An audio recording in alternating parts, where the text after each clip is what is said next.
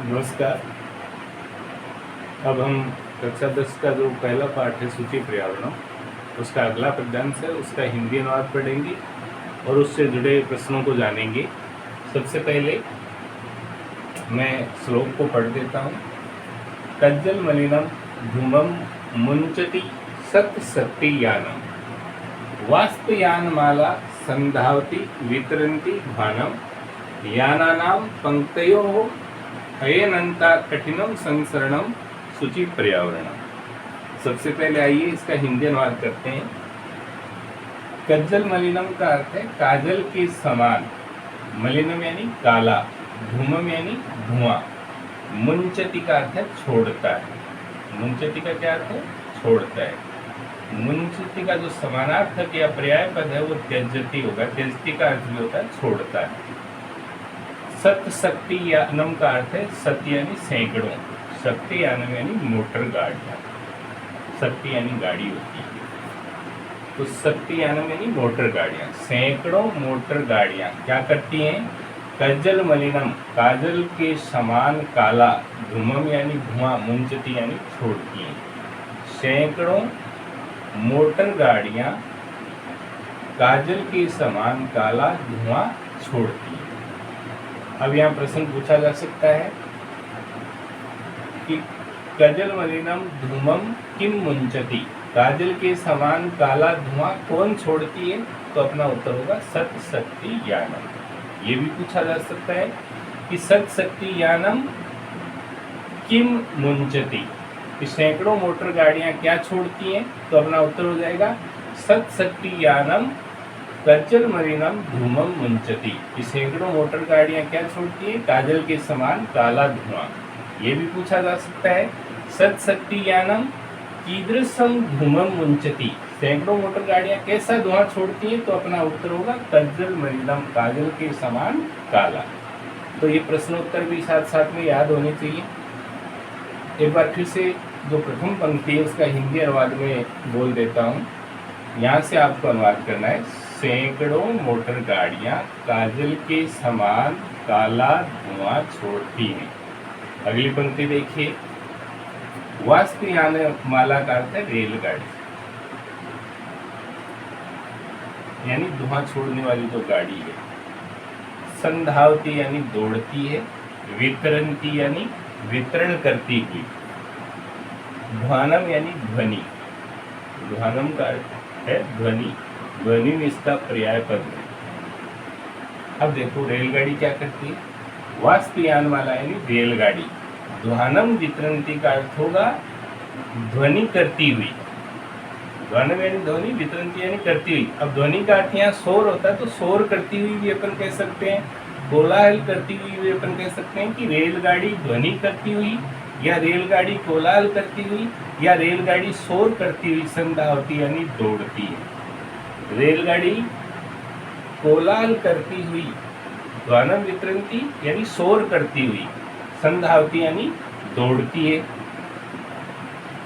अब यहाँ प्रश्न पूछा जा सकता है कि का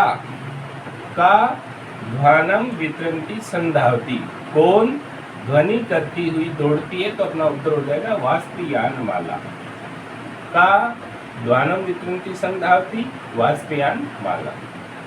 अब ये भी पूछा जा सकता है कि वाष्पयानमाला किम वितरन्ति संधावती, वाष्पयानमाला क्या करते हुए दौड़ती है? तो ध्वानम अपना उत्तर हो जाएगा, ध्वनि करते हुए दौड़ती है। अब एक रोचक जानकारी मैं आपको बता देता हूँ कि जो बोर्ड परीक्षा 2024 थी, अभी हाल ही में संपन्न हुई बोर्ड परीक्षा 2024, उसमें एक प्रश्न पूछा गया था, वाष्पयानमाला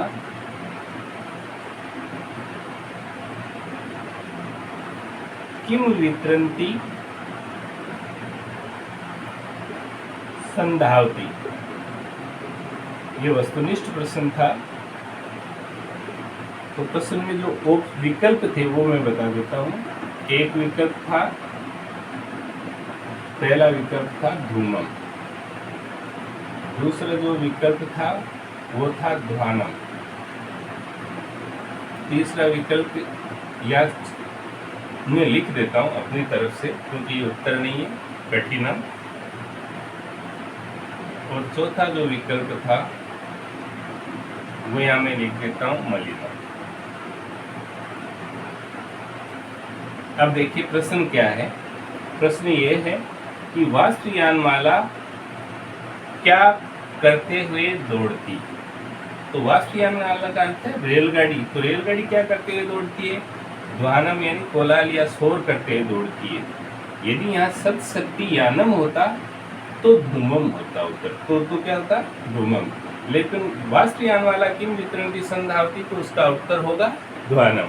बहुत सारे बच्चों ने इसका उत्तर धूमम किया है, और ये इस कारण से हुआ क्योंकि यहाँ इस पंक्ति में धूमम शब्द है उसका भी उल्लेख हो रहा है और ध्वानम का भी उल्लेख हो रहा है।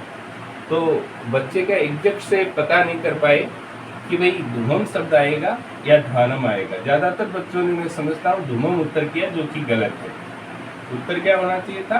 ध्वानम होना चाहिए था, क्योंकि रेलगाड़ी क्या करते हुए दौड़ती है? ध्वानम यानी ध्वनि या शोर करते हुए। यदि यहाँ सत्शक्ति यानम किम मुंचती ऐसा कोई प्रश्न पूछा जाता तो उत्तर होता धूमम। तो ये याद रखें कि का ध्वानम वितरन्ति संधावती वाष्पयानमाला। वाष्पयानमाला किम वितरन्ति संधावती, तो उत्तर हो जाएगा ध्वानम। यहाँ संधावती जो शब्द है उसमें सम उपसर्ग है। कौन सा उपसर्ग है? सम उपसर्ग है। धावती क्रियापद है।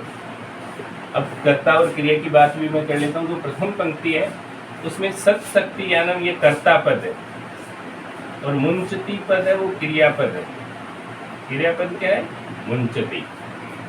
यानी ये भाषिक कार्य से संबंधित प्रश्न पूछे जा सकते हैं कि सत्शक्ति यानम इति कर्ता पदस्य क्रियापदम किम मुंचती, या पूरी पंक्ति देकर के पूछा जा सकता है कि अत्र क्रियापदम किम, तो मुंचती। अत्र पूरी पंक्ति देकर के पूछा अत्र कर्ता पदम किम या कर्तृपदम किम, तो उत्तर होगा सत्शक्ति यानम।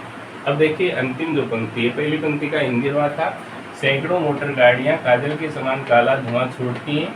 दूसरी पंक्ति का हिंदी अनुवाद हो गया रेलगाड़ी धुआं शोर करती हुई दौड़ती है। तीसरी पंक्ति उसका अनुवाद होगा यानानाम पंक्ते हयनंता का संधि छेद होगा ही संधि, ही अव्यय पद है, अनंता यण संधि का उदाहरण। हयनंता में कौन सी संधि है? यण संधि। अब देखो वाहनों की, यानानाम यानी वाहनों की, अनंता पंक्ति यानी अनेक पंक्तियां। वाहनों की अनेक पंक्तियां, अनंता का अर्थ है अनेक, अनेक पंक्तियां हैं, जिससे क्या हो गया? कठिनम संसरणम। संसरणम का अर्थ होता है चलना फिरना या घूमना फिरना। कठिनम यानी कठिन हो गया, जिससे घूमना फिरना कठिन हो गया। घूमना फिरना कठिन क्यों हो गया? क्योंकि वाहनों की अनेक पंक्तियां हैं, यानी बहुत सारे वाहन हैं, जिसके कारण से घूमना फिरना क्या हो गया? कठिन हो गया। तो व्यानानाम यानी वाहनों की, अनंता यानी अनेक, पंक्तियां यानी पंक्तियां हैं, जिसके कारण से घूमना फिरना कठिन हो गया है। सूची पर्यावरणम, पर्यावरण शुद्ध रहना चाहिए। है अनंता का संधि छेद क्या बताया मैंने? ही संधि। अनंता कौन सी संधि है? यण संधि है। अब ये भी पूछा जा सकता है कि केसाम अनंता पंक्ति, किन की अनेक पंक्तियां हैं? तो उत्तर हो जाएगा यानानाम, वाहनों की अनेक पंक्तियां हैं। तो ये प्रश्नों के उत्तर हैं वो भी याद रखेंगे। साथ साथ मैंने आपको जो व्याकरणिक परिचय था शब्दों का वो भी बता दिया है। और जो दो पद हैं, जैसे धूमम पद है उसका पर्याय पद है वाष्प। यदि पदार्थ मेलन का कोई प्रश्न आता है तो वाष्प को धूमम से मिलाएंगे और ध्वानम को ध्वनिम से मिलाएंगे। ये याद रखना है। प्रश्न ऐसे भी पूछा जा सकता है कि ध्वनिम इति पद से पर्याय पदम पद्यांशात् चित्वा लिखत। ध्वनिम जो शब्द है उसका पर्याय पद पद्यांश से चुनकर लिखोगे तो क्या लिखेंगे? ध्वानम। और यदि वाष्प पद है उसका पर्याय पद पद्यांश से चुनकर लिखना तो क्या लिखेंगे? धूमम। त्यजति जो पद है उसका पर्याय पद पद्यांश से चुनकर लिखना तो क्या लिखेंगे? मुंचति। यहाँ वितरन्ति जो शब्द है उसमें वी उपसर्ग है, त्रि धातु है और सत्री प्रत्यय, और ये स्त्रीलिंग का रूप है। वितरण, वितरन्ति, वितरत। तो वितरन्ति स्त्रीलिंग का रूप है, वी उपसर्ग है, त्रि धातु है, सत्री प्रत्यय।